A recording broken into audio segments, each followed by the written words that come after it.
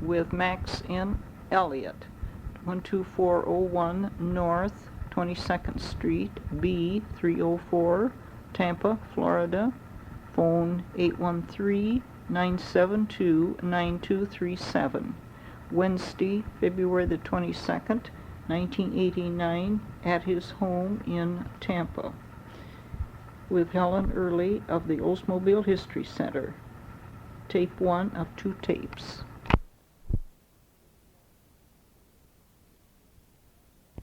Yeah, At that time, I don't believe. Yeah. Now, what I like, Max, is you to tell me who you are, where you live, when you hired in at Oldsmobile, and then kind of a chronology of your jobs, who you worked with, what you did, and I'll ask questions as we go along. Okay. Okay?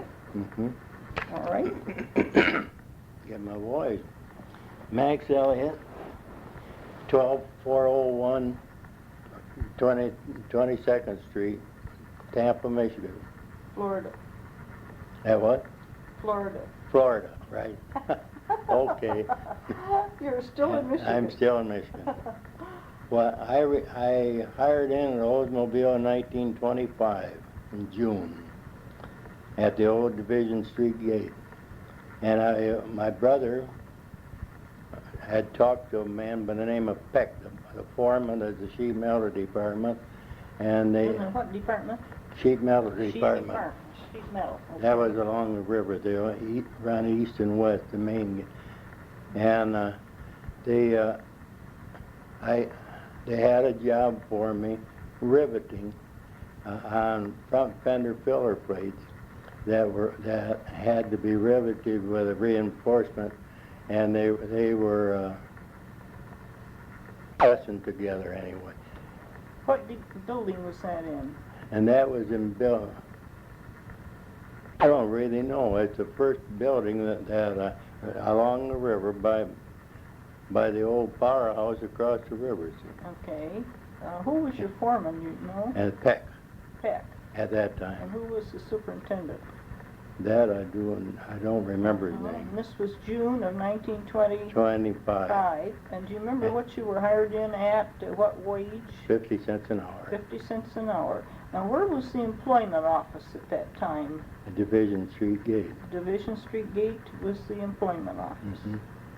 And years, I forget when they changed it across, but it was changed soon after that. And where was it changed to? On Olds Avenue, I believe. Olds Avenue, okay. Right.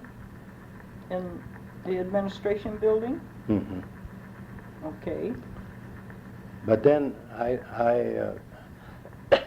worked the rest of the summer to the middle of the term and went to Hillsdale College for one term. What were you studying at Hillsdale? God only knows. My first year, 2 years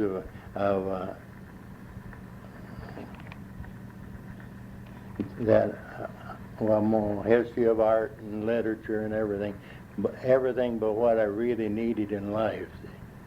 Right. So I came back to Olds the next summer, worked through there. What area did you come into then, next summer?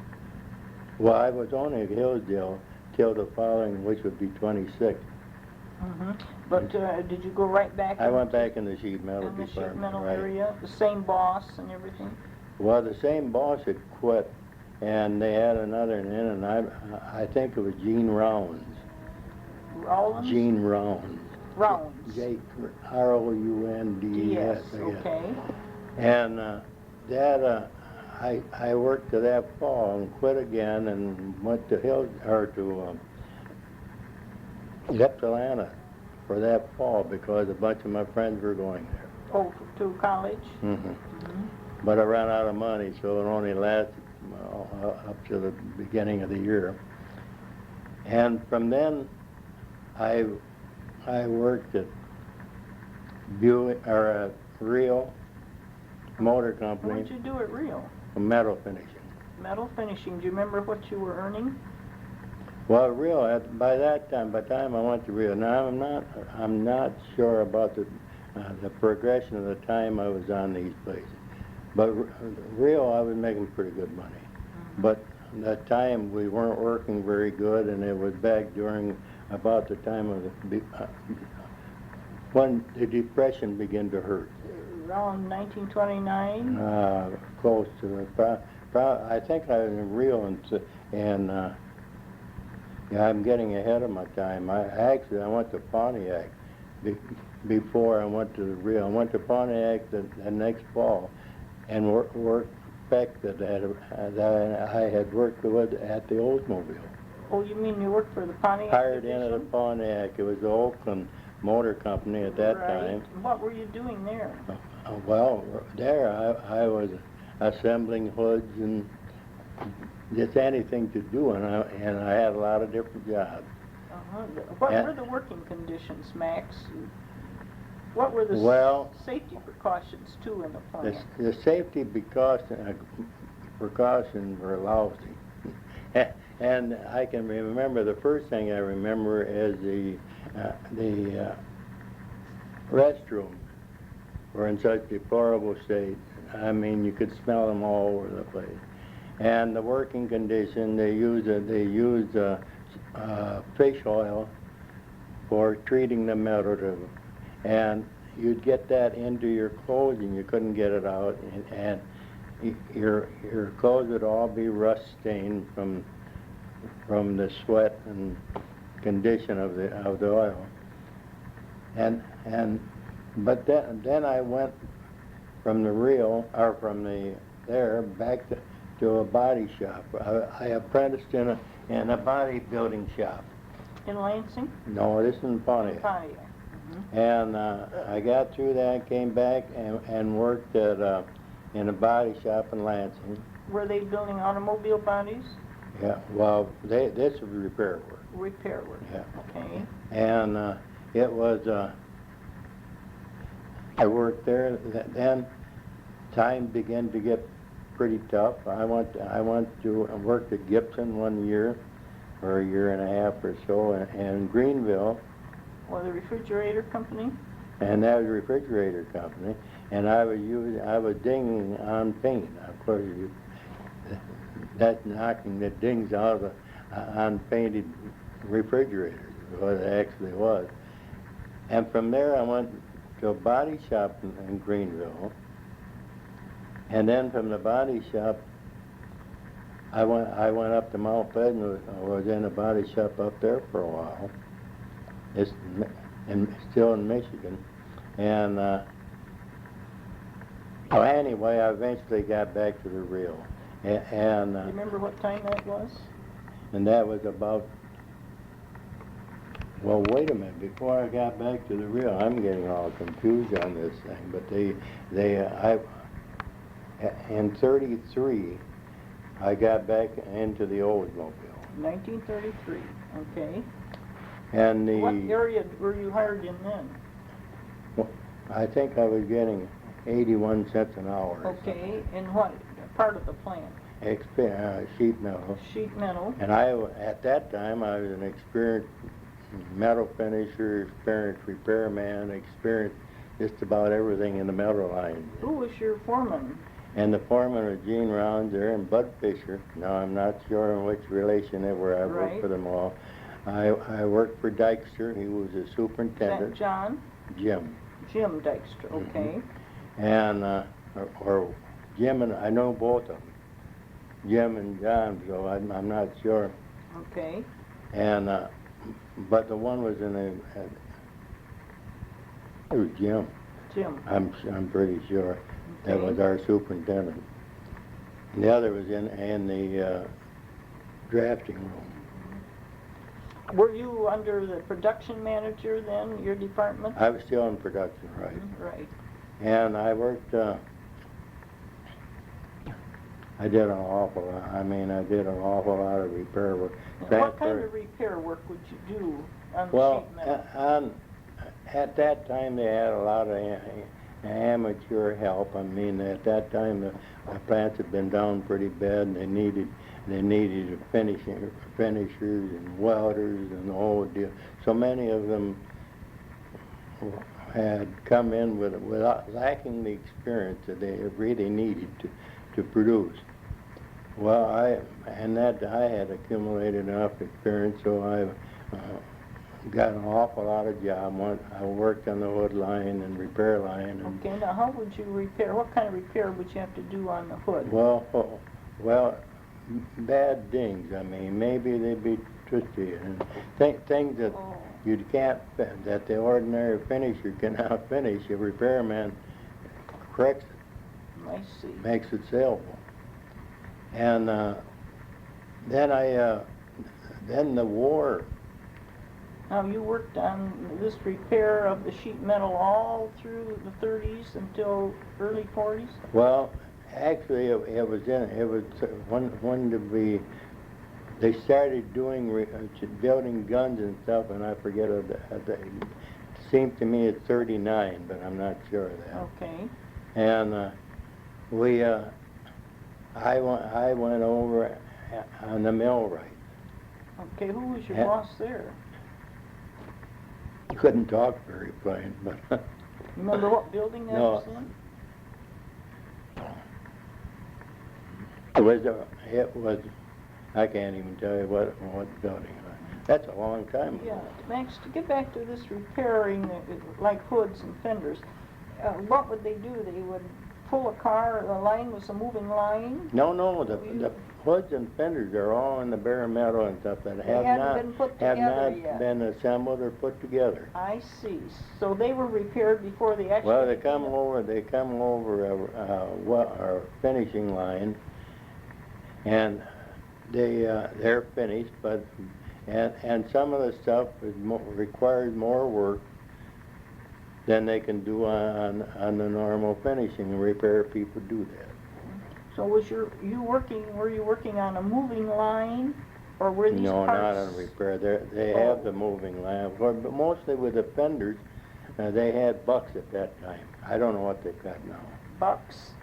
Or that the fenders are put on these bucks and metal finished, and inspected and passed through to an assembly line or the rest of the process. Okay. And I don't know what they do now, but I mean at that time, and the hoods, they were just the bare hoods were put on a buck that you'd finish it on the buck. The repair stuff that they had. Now some of this stuff that you would repair had been partially assembled. And what pieces like that would be partially assembled, for instance? well, there were things, the interlining parts and things that would go to those. Most of it is done in the bare metal, however. And would that be, what would be already partly put together? What kind of pieces would that be? well, the hood, of course, you've got the assembly of your front end. I don't know what they can even call it. The inner liner of the hood. Nowadays, the inner liner at that time they used to have one up in the front. They did not have the complete construction that they have today. So But then what did they have they back then? developed this inner liner that covered the inside. It reinforced the hood and the whole deal. Now this came after a lot of that. Mhm. But what, when you first started on that repair work, that's Well, what we're interested in. most of the hoods at that time were different. They weren't as big, Mm-hmm. and they wouldn't have all that reinforcing in them that you have today. It would be. It weren't.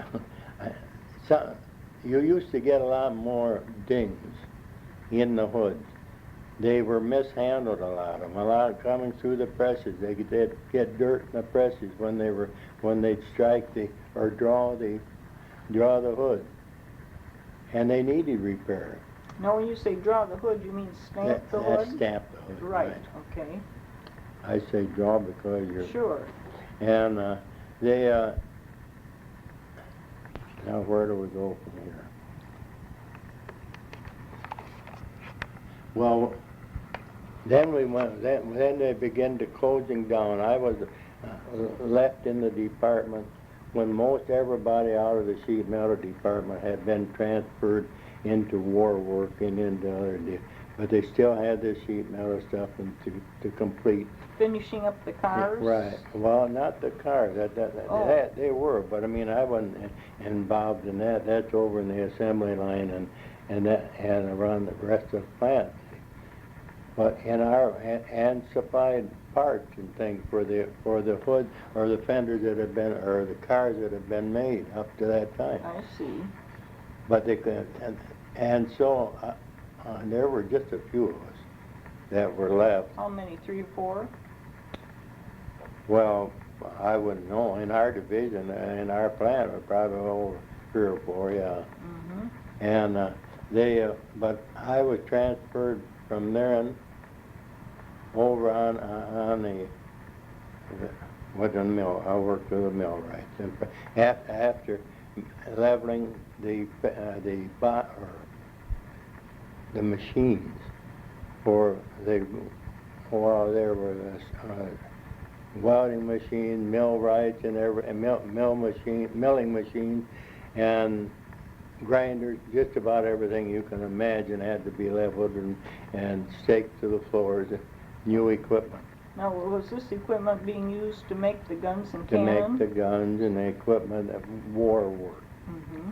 Okay, do you remember who you worked for on that job? I can remember his face and Sure. deal, but I can't remember his name. Okay, or the superintendent's name? Well, the superintendent was responsible for getting me into the millwrights. Who was he? Do you remember his name? But I don't. Okay, what building was that in then? Where the millwrights were? See, That's all right. well, that's what I say. I was sure. So many of those things I've completely forgot. Was a long time ago. Yes, it was. Okay. But anyway, then I transferred from the millwright. I was transferred over at the end to a silver soldering job on assembling on gun parts. Remember what gun parts? I think it was a 20 millimeter gun or some of the Right. assembly parts for it. Silver soldering. Silver solder. Mm-hmm. And- Was that in another building then? No, this is in a building. I'm so far off on the deal because I That's all haven't right. any idea what the number of those things. Okay. But they had, and at one time while I was still at the millwright, I was used as a floating man. I was the last man on the totem pole, or the last man available, and I went on to practically a different job every day and transferred all over. So what did a floating man do exactly? What? You replaced somebody that was off or something on some production job. On some production job. Okay. Which now the one being transferred down to the shooting range downstairs. I don't know whether you remember that, but there was a shooting range and machine guns, I guess. Where was that located? That was loaded right back in Building 64, right out in the what's a parking lot, I guess now. We used that lot for storing Kirkside dies and things after we moved to 64. I mean later on. Uh-huh. So what are Kirkside dies? What were they used for? Well, this is ahead of time. I mean, Kirkside came into the picture after I moved to 64 or to experimental sheet metal. Mm-hmm. And that was, I mean, Kirkside, and prior to that, well, I'll get into experimental sheet metal. Fine. And then maybe we can go back and pick up some of the other big. You bet. But this is more important to me. It was and is. Because to begin with, at the time I was transferred over, I had a daughter that had polio, and I had to work days because I took her to Walnut Street School in Lansing, and I'd take her to a nursery nursery to leave her when I went to work and pick her up at night, and she would walk with her, or they'd get her from the school, and I'd pick her up there.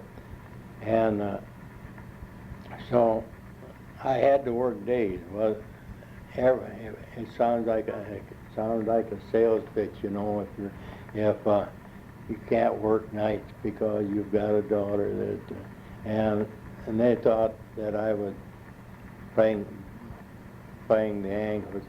Anyway,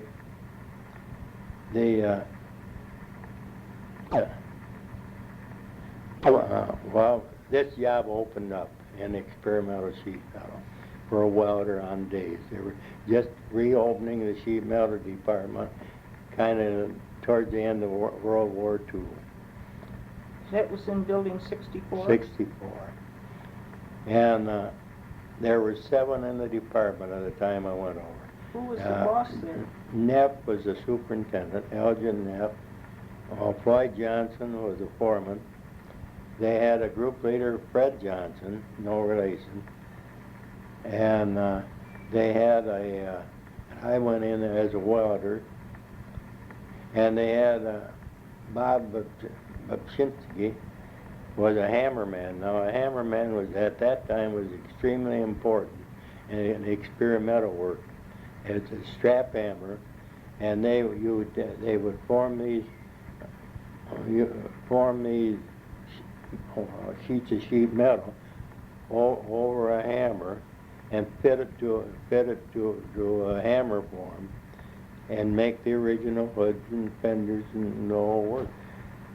And of course, when Kirkside came in later on, Kirkside helped replace that because you could make your soft dies, and we got bigger press. We got big we got a 1,000-ton press for pressing the over Kirkside and big. And I forget. I think it was 8 by 8 foot 4 base. And I don't want to go now. Well, I better get back to the start. Well, this die was called a Kirkside die. Yeah. What was the purpose of the die? It replaced the same thing as a fender die or a hood die or something, a hard face die that made in production. I see. And this basically would do the same thing, because the Kirkside, being a soft die, could be cast, and the model shop would build the model, and they could cast these forms the same as it would the hard dies, only as soft, and it didn't require the machine work to get them ready to press apart. You'd never completely finish it. I mean, the rest of the job would have to be finished, flanged and finished on a hammer form. I see. But it saved hours and hours of work and eliminated the need of hammermen or become a real scarcity. And Now this was still an experimental engineer. experimental. See, I never got out of the experimental from the time I was over there. But we started out with 7 men in the department, including me. And they, at the end, after I went on as a supervisor, I had 60 men. 60 men? 60. And we had moved from several places, I mean, and basically in 64. But I had the hammermen, our hammermen were the north end of Lansing at one time, because they thought they'd be, when they changed the office building, or built the office across from 64, they planned on the hammer room being over there. Oh, in 66. In the basement. Mm-hmm. And that, no way, with your drafting room and all the other facilities and office space, with all that noise from the hammer room. I see. So that didn't last. Our hammermen went out, I can't tell you the name of the street, but way out the north end of Lansing anyway. I see. How many hammermen did you have? At that time, I think we had about 8, something like that. Hmm? And we had, I would say we have,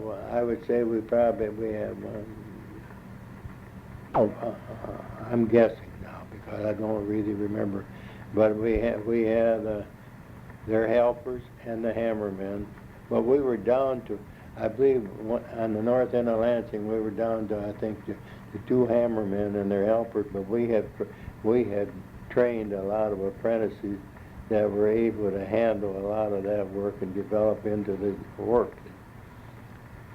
And Well, after the hammermen were through with their job, what was the next step on this piece of metal? well, after your metal is your first semi, you'd get a temporary draw, the basic shape of your hood. Now, these would be on new cars for the future, Yeah, new design. for the future, right? And these draws would be nothing would be finalized. The metal men themselves would have to find these over and take the irregularities and stuff that you were getting on the temporary draw. But when you got through, you had a more nearly representative production hood than we had ever had before. So you were really working, or these men were really working from drawings. Right. Well, not yes. I mean, for the hammermen basically didn't do too much. They fitted over the hammer for them. Mm-hmm. But the ones that took off from there and trimmed the hoods and trimmed the fenders and had to work from their drawings and lay it out and put the holes and whatever. Right. And the rest, we also had the same thing with the when we got into the fenders. We didn't have we'd get, well, in fact, we got to the point where we would contract the job out for just a basic draw because we had to have our models and everything, and we could use it and get our Kirkside dies and hammer forms and things to finalize. And we'd buy some of them. We would buy because we had jumped up from about 6 jobs and on our original deal to 35 or so cars a year. You mean you would have 36 different experimental models you would be working on in a year? In a year, yeah. Mm-hmm. Well, who would you contract? Well, Denver did a lot, and there was an outfit that made Kirkside dies. There were several in Detroit. They were all local people, pretty much? Local? Well, we preferred I mean, Denver was a real good outlet. Mm-hmm. And Lansing Pattern did a lot of our pattern work. Mm-hmm. And, Renaud Plastics? did the work. Renaud did, I mean, I worked for Renaud when they were on the strike, during the strike. Oh, after the war? Well, that was that, yeah. 55, or 45, 46? I think so. I don't remember when the strike was. Mm-hmm. But Now, was that Harold Renaud? that's Harold Renaud, right. Mhm. He had a little shop in back of his house over there. That's before he went out South Lansing. Oh, yes. Mm-hmm. Had he worked in engineering before? Renaud run the model shop when I first went into experimental. Oh, what year was that? Do you remember? I don't really know. But Well, in the model shop, what did they do? What? What did they do in the They model built shop? models. And Wood models. I mean, these are extremely important. These are what are your basic start. I mean, your clay models, stuff, but then you had your wood hammer or your wood models, and from the wood models you go to your hammer forms and your basic parts. But they all more or less start. Well, they all start from clay, but I mean, from your models, that's where your fenders, your hard fenders or dies were made from. So now, first the model is the clay model is made from drawings or specifications. Then wood models are made from that clay. Well, the wood models are made from their prints. I mean, From blueprints. blueprints. I see. The wood models are made from blueprints. Mm-hmm. And Harold Renaud had charge of the model He was shop. in shop. He was in building 64. He was upstairs in 64. We were. The second floor was that, or third floor? Well, he went. I mean, after that, he went across to. He was across. What is it, 63? 66. 66. Yeah. Mm-hmm. He was across there in the model.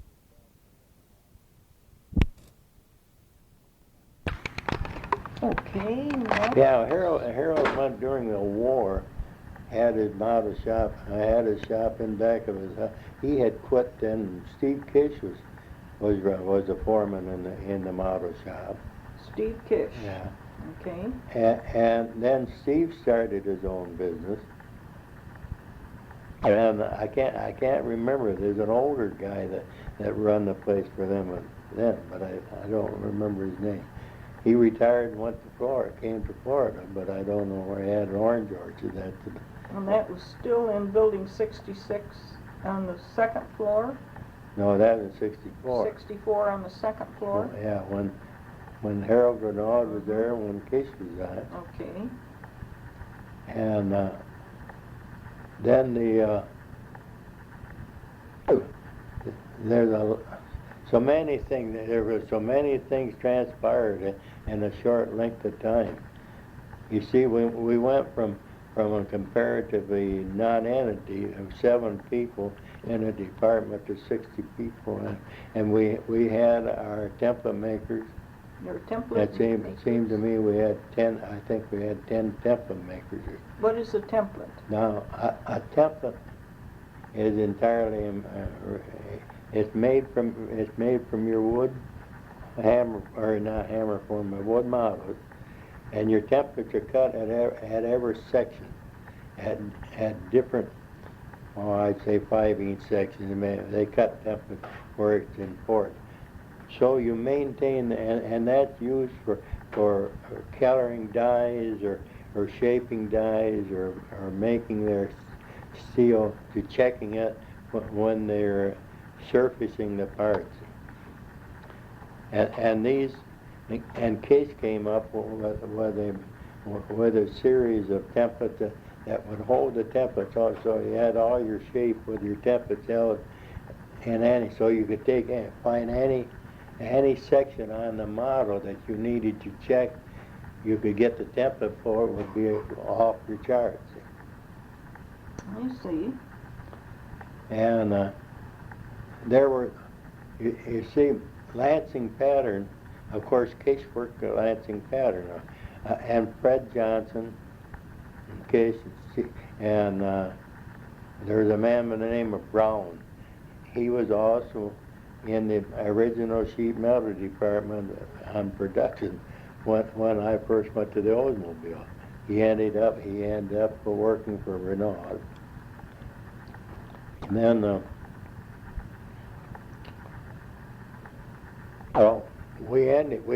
another thing that happened, we needed more of the hammer room, and this wasn't very satisfactory out the north end of town. So we eventually built a building at the end of 64. This is across from 63. On the end, at the stairway or what? The east side of... Well, it would be. It was an open area in there where they were holding a lot of dyes and stuff at one time, and they built our extension on 64. Would it be at the west end? It would be on the South west side? end. West? Oh, east end. No, east end. Yes. East end of 64. See, the west end is on Pine Street. Oh, this was the extension was on the east end of 64. Yeah, and that was built up, and it took over. They used to have a what was it, an entertaining area or something for upstairs. Well, we have the auditorium on the second floor of Building 64. Mm-hmm. So it was on the east end of that, of 64, where And our this hammer. extension. And Or the we put our big press in there, and we had our hammermen and stuff work. So that was pretty well took over that. How many hammermen did you have then? 12, 15? Oh, wait a minute. Oh, I would say we had 12 or 15, Mhm. yeah. We had quite a crew. And that's, But these are not all basic hammermen. I mean, when we ended up, we had sheet metal workers doing this work. So many of the stuff, when I first went to experimental, we had real crude hammer form. I mean, they would get a maybe bronze or cast iron hammer form and cast, and they were as rough as all get out. And after Kirkside came into the picture, we had hammer forms that were like you could make about anything on. And you formed a lot of different parts of the car. well, we basically everything up to a quarter inch. I mean, we practically everything that went on the car. Okay. The old filler plates and the instrument panels and hoods and fenders and bell cranks. And just unlimited number of things. Now you said up to a quarter inch. What do you mean by that? Well, a quarter inch thick. Okay, so any part that was bigger than a quarter inch you couldn't handle. Well, basically not, but once in a while we'd get into something on a smaller part that we could form, but that is out of the sheet metal line, basically. I see. Okay. And then we also we had 10. Well, I forget my relationship there too. We were back of the machine shop, and between the model shop when we first, and we ended up the sheet metal department. We're up on the top of 64. And we had the machine shop. I forget. But we had an awful. Then the lab was below us. Now what lab is that? That's the experimental lab. What did they do in experimental lab? Or aren't you? Didn't you work in there where you'd be familiar with it? Oh, well, I'm fairly familiar with it, but these were your engineers and testing all your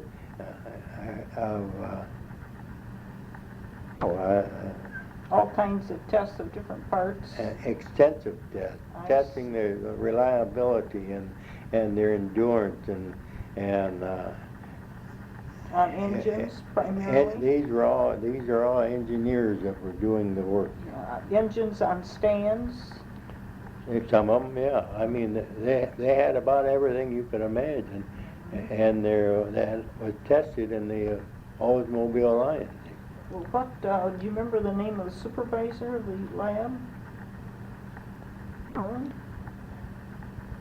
You know, like I know my own name, but Okay. Do you remember any old interesting incidents that came out of some of these tests? Not really, because we were, even though we knew, you'd be current with it, but we had our own problems too, What were some of those problems? A lot of keeping. Well, getting a quality product and keeping a crew of men that felt responsible to the job. And we had that. I mean, But we had throughout the engineering, we had Oldsmobile were a pretty good organization. And that both in the garage and the proving ground, but everything that was done over the years, you were proud to be an Oldsmobile employee. But I can remember tearing down jobs. I mean, this would go to Cadillac, Buick, and all the others. And then you would also have Chrysler and Ford and most of them. I mean, you didn't have to apologize for Oldsmobile for the product you were making. We had okay, while I was there too, we used to have checking fixtures. Checking fixtures? Yeah, they'd make to try things on or try parts on. But we had, when we got enough room, we got a big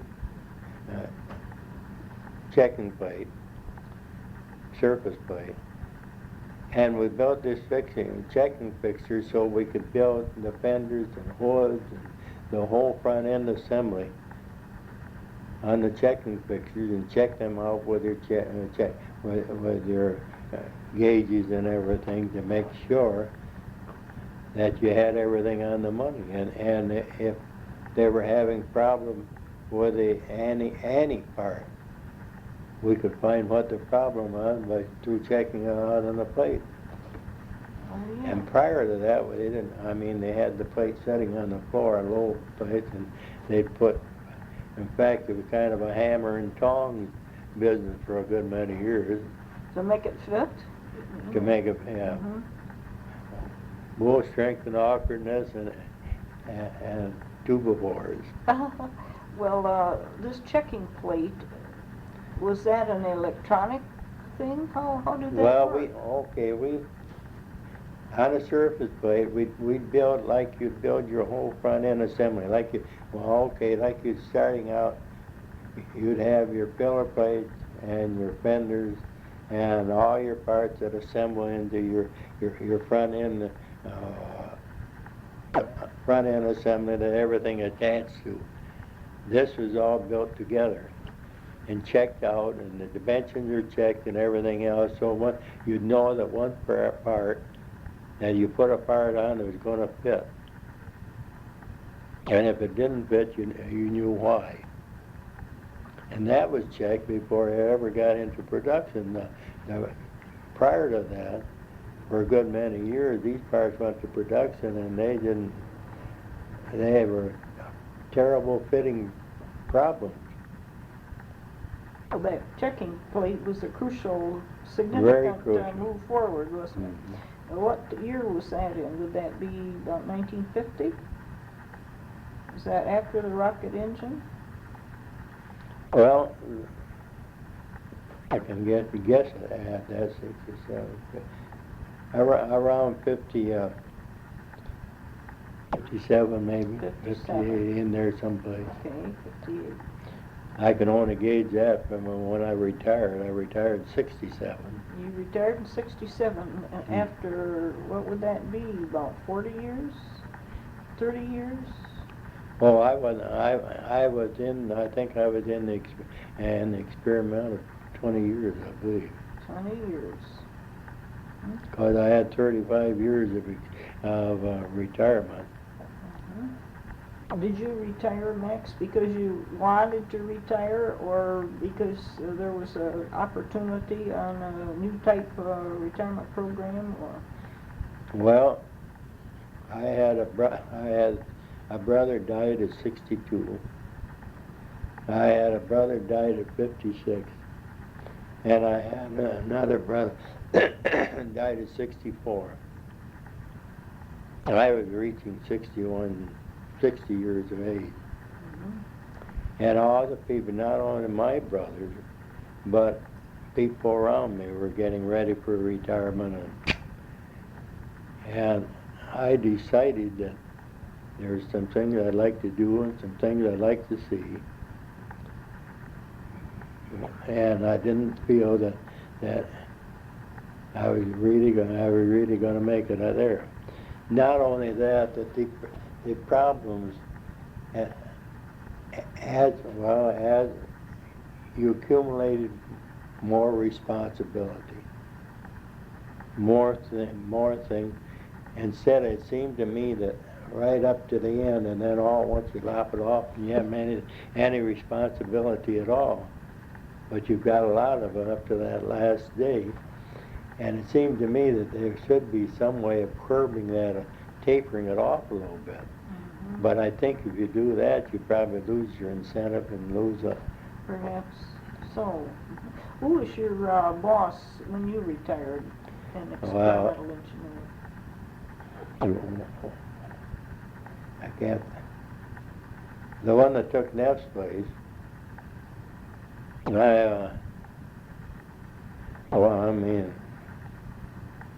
Superintendent, do you remember his name? Who was chief engineer? Your area reported to the chief engineer, didn't they? Mm-hmm. Who was the chief engineer? And our chief engineer,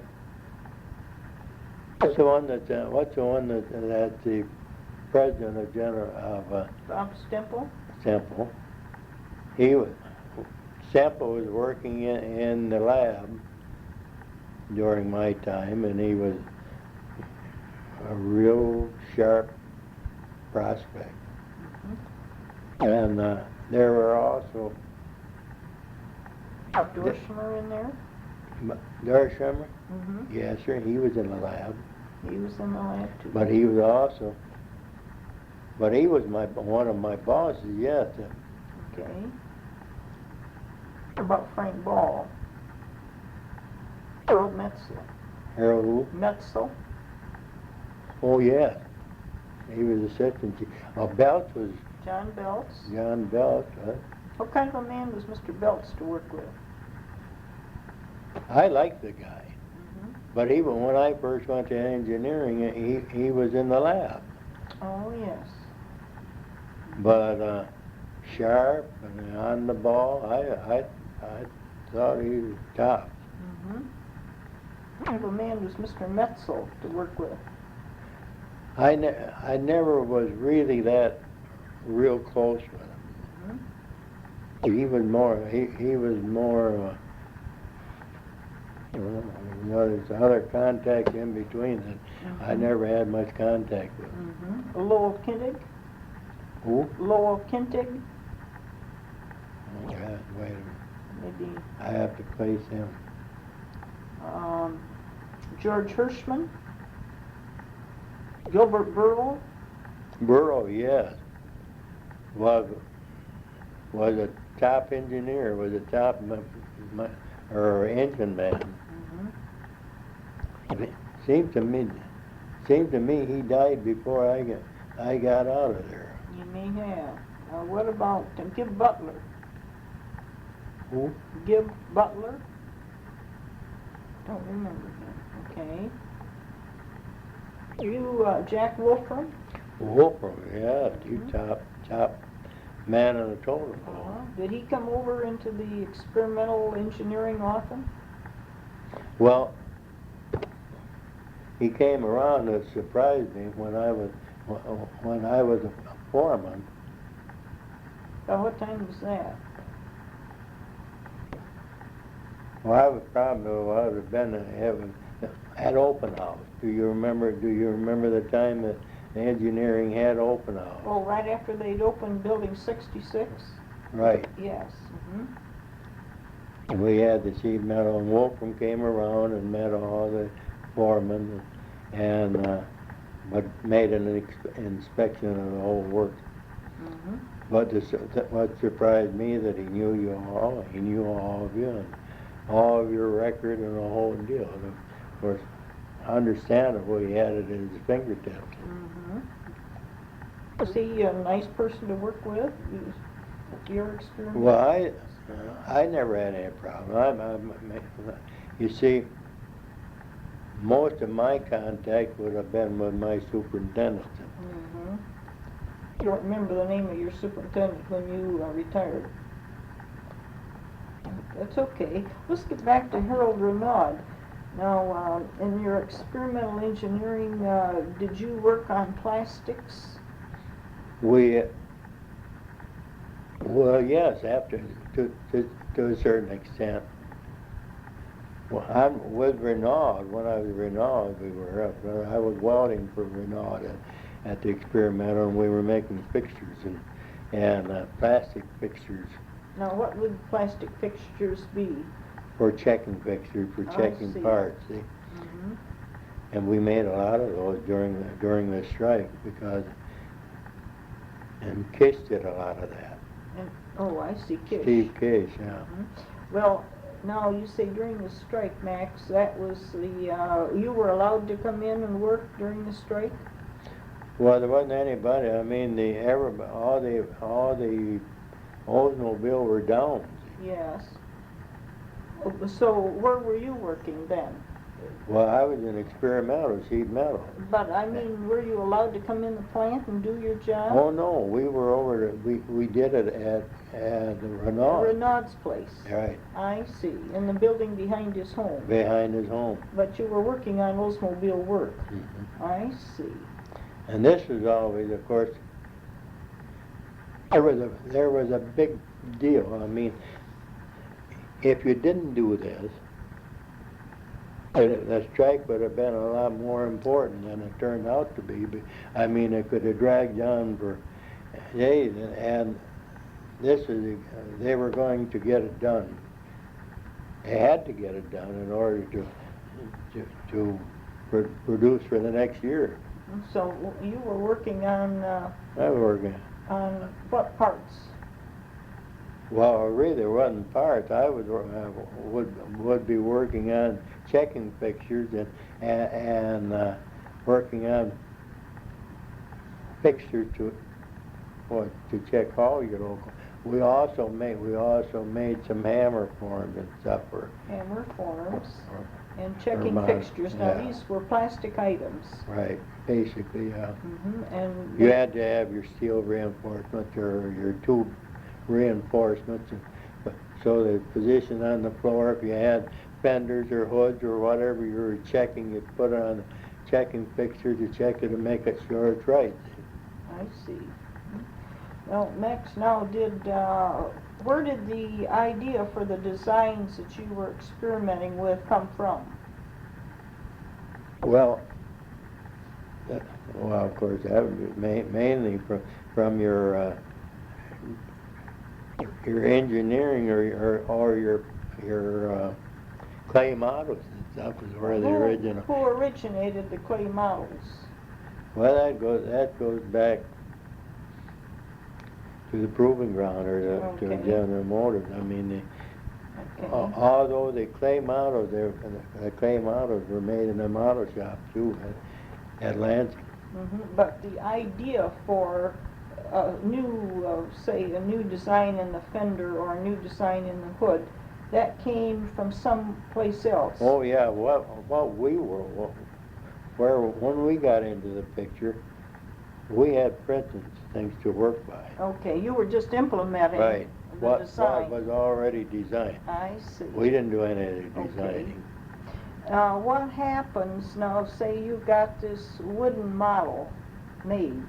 What happens to those wooden models after the experimental engineering is through with them and the die has been made so that the area can go into production? What happens to those wooden models? Well, they're stored.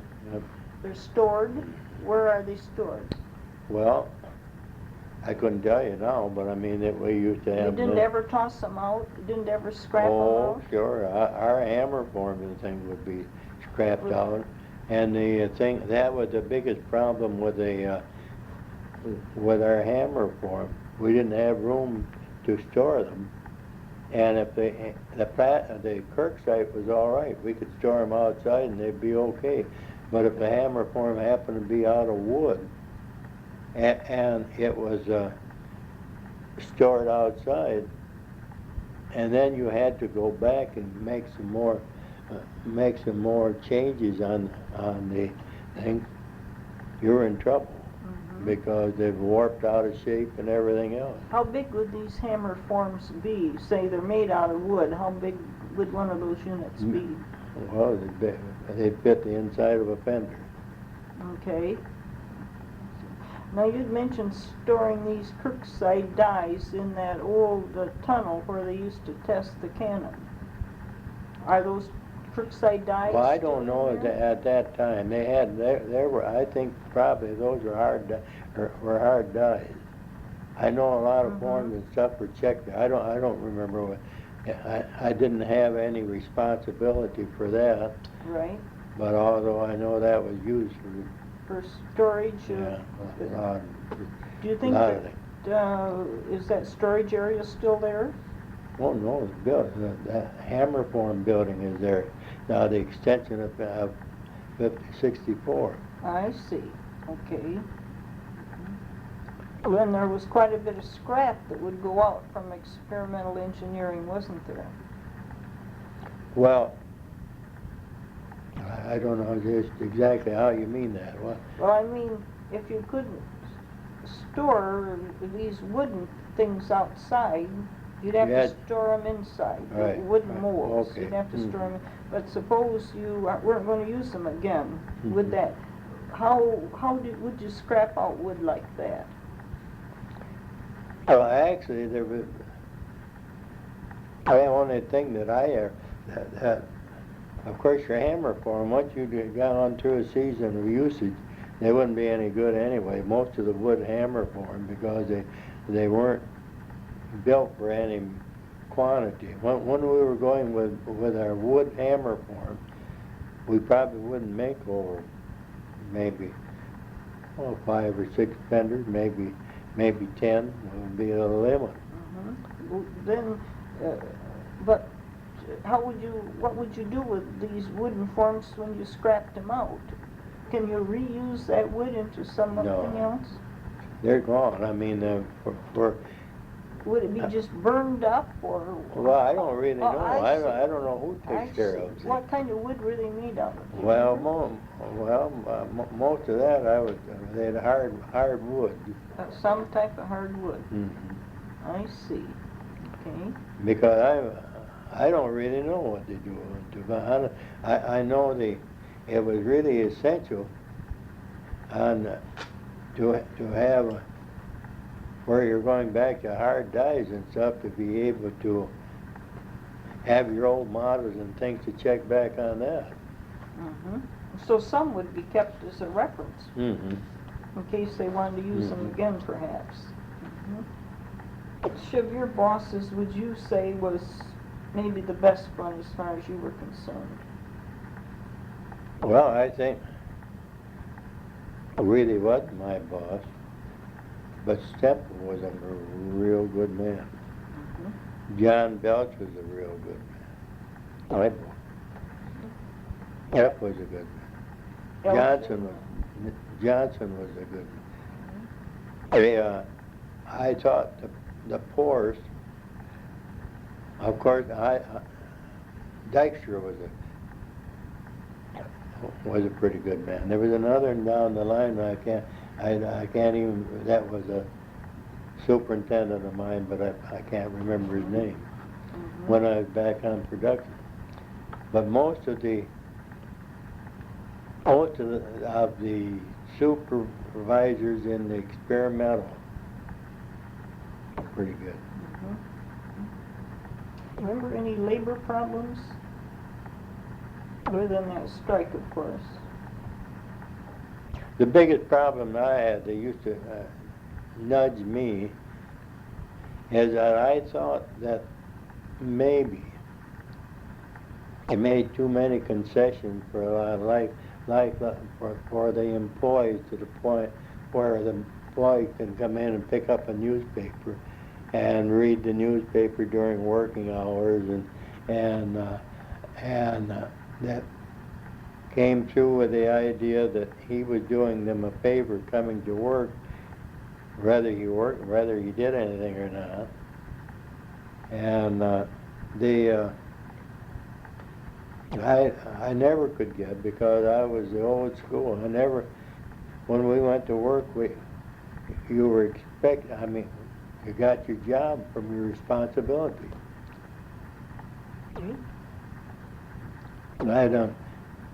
I could never,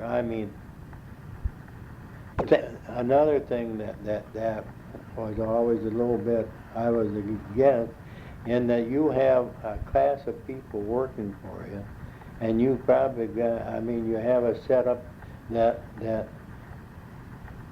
you recommend them different one for a supervisor, on down the line.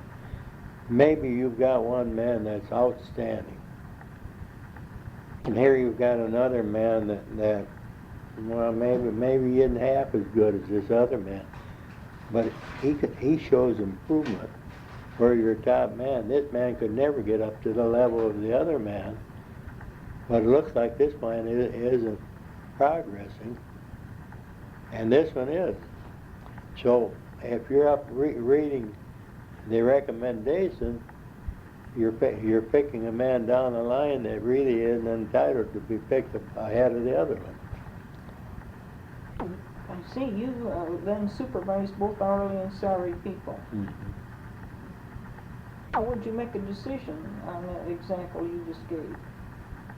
Well, in times, records usually prove out. Ability is bound to show down the line. So then you would count ability and initiative over length of service, over seniority? Yes, I would.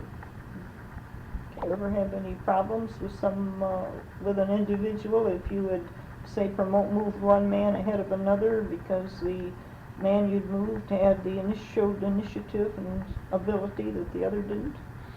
You run into a lot of labor problems for that.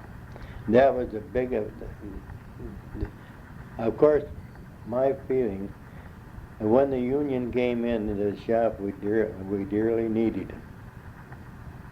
But I felt the union protected the man that shouldn't have been protected. The good man didn't need protection. Now, there's always a certain percentage of your people that you have that you depend on. You give them a job, they require very little supervision. They do a good job, and when they get through with it, it's done. Some of the others require an excessive amount of supervision, but you still, as far as wage level and stuff, you still got to pay them the same amount of money. Really, it's not a fair approach. No. And then, and some of your, of course, another thing. If you have another thing. If you've got some of your best men. If you walk through the shop, you'd think they're a bunch of loafers. It's true. They have the ability to do the job, and they're not paying attention, watching whether somebody's watching them or not. But if a super walks through the department, you think that you pick them out, and sometimes they're the best men in the department. And there's always a certain amount of people in the department. They always look like they're working, whether they're accomplishing anything. And they're invaluable. If you've got a lot of top supervision walking through, watching what you're doing. Oh, yes. You soon learn your employees, don't you? Mm-hmm. If you've got to know your employees, or you're in trouble. You had a good many interesting years there, and you retired at 67 from the experimental engineering. I've had some wonderful years since, too. Yes, I can see you. No, I don't miss any of that. It was interesting. The thing of it is, if you always had for a good many years, you had an opportunity. Now, they opened right around wartime, and then when they opened the schools, so they were available for And we were just stupid if we didn't take advantage of it. Oh, is that the gun school they opened? Well, What school are you referring you could get your math and things when you got into the gun work and stuff where you needed more math than you'd have a normal. And you Oldsmobile had schools for that. Right there at the Right plant? at the plant. Did you take advantage of that? Mhm. Now they Oh, paid you to go to school, or this was on your own time, but you... well, I thought it was going to be on my own time, but they paid me. I see. Because I didn't even apply to them, I mean, you know. But when they found out I was taking it, there was never any question about what they'd pay me. Now, where was that school held? What building? Remember the name of an instructor? McHenry? Yes, he was. I don't remember. Okay. That was a short time too, you know, and there was a lot of other things happening at the same time. But we also, after I went on supervision, we had, I don't know how many, at least once a week, we had school. You went on supervision, do you remember about what time? Okay. Yeah, I was a leader for 10 years. Okay. And that was the best, I mean, the most interesting part of my experimental work because I had an opportunity to get the first of everything in the department. If we were building a new model or building practically anything, I got first choice. I say first choice, first chance at it. And after I had been in that, then I'd go to another job. And that I liked because it was always new and interesting. So you were able to use your creativity too, a bit in your initiative.